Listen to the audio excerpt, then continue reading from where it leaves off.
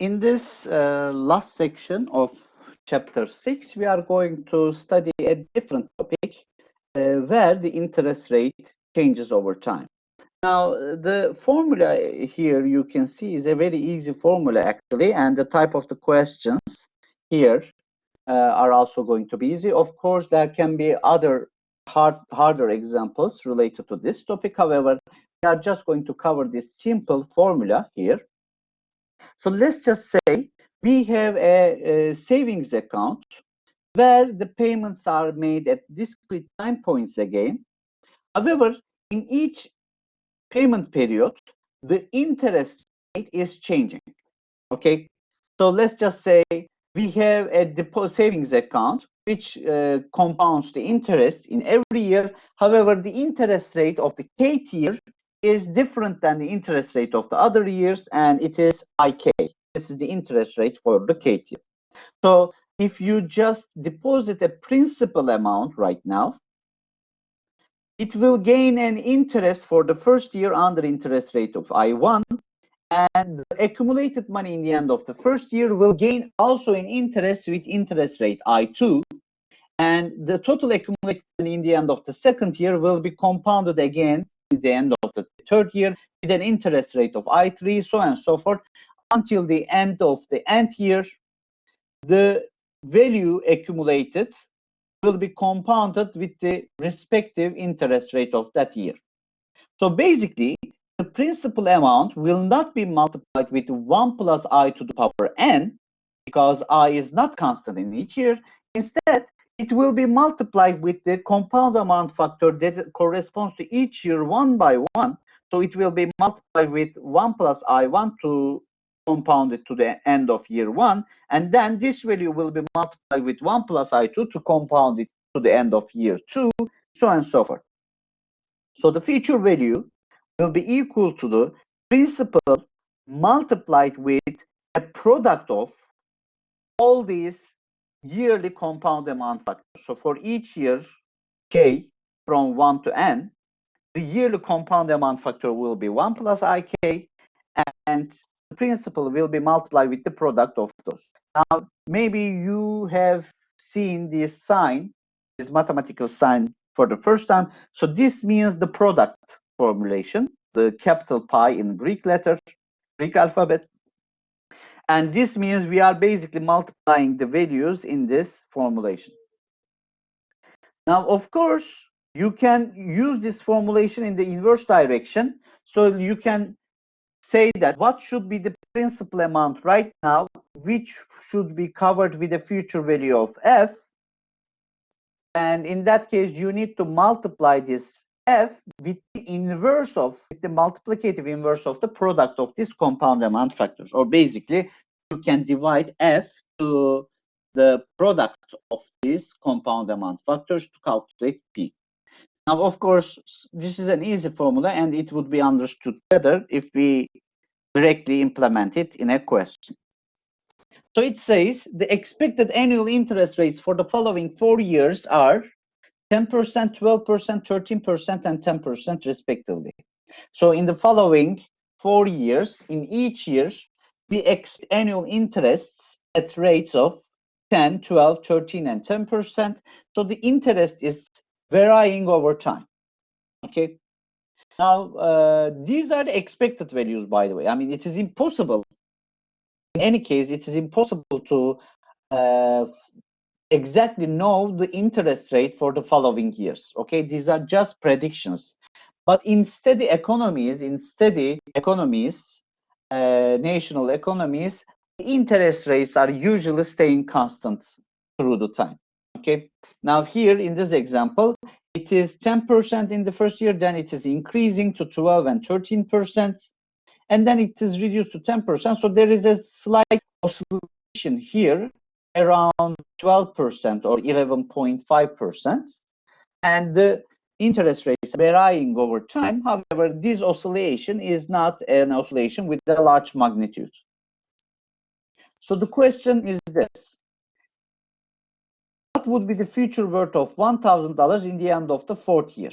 So if you deposit $1,000 into the savings account right now, In the end of the fourth year, what would be the total amount there? Now, the next question is, how much money should we deposit now so we can get $2,000 in the end of the fourth year? So if we want to collect the total amount of $2,000 in the end of the fourth year, what should be the principal value that should be invested right now? So the question is asking this, both parts, the future worth of $1,000 will simply be the value multiplied with 1.10 for the first year's compound amount factor, 1.12 for the second year's compound amount factor, so on and so forth, 1.13 and 1.10. So in the end of the fourth year, the total accumulated amount, the total compounded amount will be $1,531.38 according to this formulation. Now the question is also asking this. If we want to collect the $2,000 in the end of the fourth year, so what we can collect with $1,000 principal is $1,500 approximately. But if we want to collect the $2,000, what should be the initial principal amount right now? So we are just going to divide $2,000 to the product of the compound factors here, or we are just multiplying 2,000 with the multiplicative inverse of them, and that will give us $1,306.02. So that is the present worth of the future value. So if you deposit this money right now as principal, you expect to collect the $2,000 in the end of the fourth year.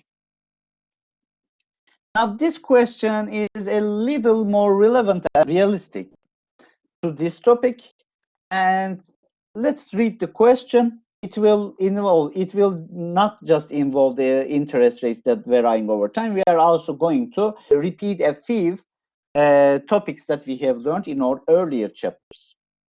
It says a senior engineering student who used to a loan program to borrow $4,000 4 years ago, and the annual interest rate was 4.06.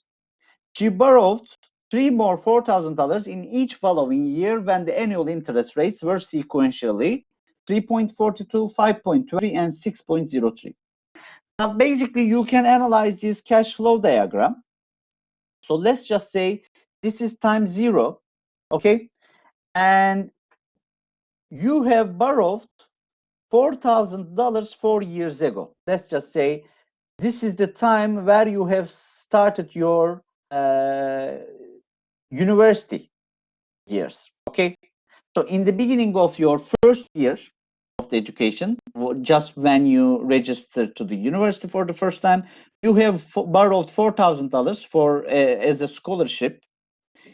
And in the end of the first year, which is the beginning of the second year, you have also borrowed another $4,000. So in the beginning of your each education year, you have borrowed $4,000. But the interest rate that corresponds to every year is different. So the first $4,000 that you have borrowed will be subject to a 4 years of compounding interest, but the compounding factor in each year will be different. The money that you borrowed in the beginning of the second year of education will be subject to 3 years of compounding interest, but at each year with different interest rate.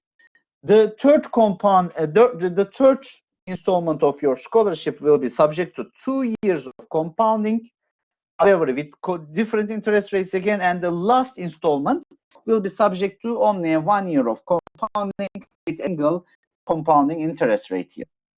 Now, of course, at time zero, right now, you will be in a total debt, right? So these money, these funds that you have borrowed in the end of each year in the previous years will be accumulated and compounded, and at time zero, you will be in a total debt. Now the question follows like this. Now she would like to consolidate her debt into a single 30-month loan with a 6% fixed annual interest rate compounded monthly. Now at this time zero, of course, for the student, it is impossible to pay the whole debt right now. So what she wants to do is, she wants to recover the debt in 30 months. So in the following 30 months, because of course after graduation she will start to gain salary because of employment, and the salary will be paid monthly. Therefore, this engineering student, actually former engineering student, is going to pay the debt with annual, not annual, sorry, monthly installments. And there is a 6% fixed annual interest rate, but the compounding occurs monthly, and this means the 6% is the nominal interest rate. Therefore, we need to calculate the effective interest rate per month. And the question is this: if the student will start in 1 month after graduation of these payments, if she makes uniform monthly payments to repay her total debt, what is the amount of each payment? So for 2.5 years under 6% nominal interest rate, where the monthly payments are made monthly and the compounding will be monthly, in that case, what would be the value of each equal installment? So we are going to answer this question. Now, this is a quite good question because it consolidates all of your knowledge up to the end of this chapter. Okay. Now you see, first of all, we need to calculate the total debt of the student that is accumulated until today. Now, the first $4,000 of installment that the student borrows will be subject to 4 years of different interest rates. And therefore, we are going to multiply this first $4,000 with these 4 compound amount factors with respect to the rates indicated by this question. Remember, 4.06, 3.42, 5.23, and 6.03. And we are writing all of these compounding factors for each year with respect to these interest rates given by the question. The second installment will only be subject to 3 years of interest, compounding interest rate, with the last 3 years interest factors. And the third installment will be subject to last 2 years of compounding interest factors. And the fourth installment will be only subject to the last year's compound amount factor. Now, the total $16,000 that is borrowed will create a total debt in the end of the education at graduation time, a total of $18,122.91. Now, this is the total debt that the student needs to pay right now. Of course, the student is planning to pay this money in monthly installments, and in this monthly installment of payments, the student will be subject to a nominal interest rate of 6%, indicated by the question, but the compounding will occur monthly. So the effective interest rate per month will be 6 divided by 12. So the effective interest rate will be 0.005.